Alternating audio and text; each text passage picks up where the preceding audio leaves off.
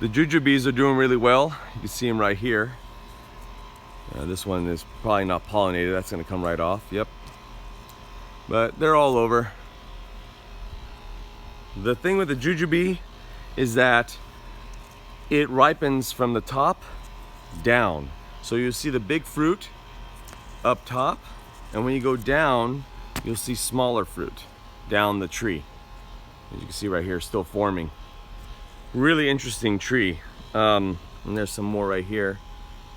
I mean, everything, every branch that's on this tree is forming fruit. So last year was about 100 fruit. I'm gonna guess about 150 fruit this year. So really great fruit tree to get. There's no pest problems, no fertilization, no pruning needed, nothing.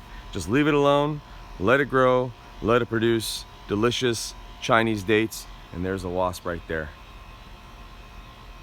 Or a hornet, I'm not too sure.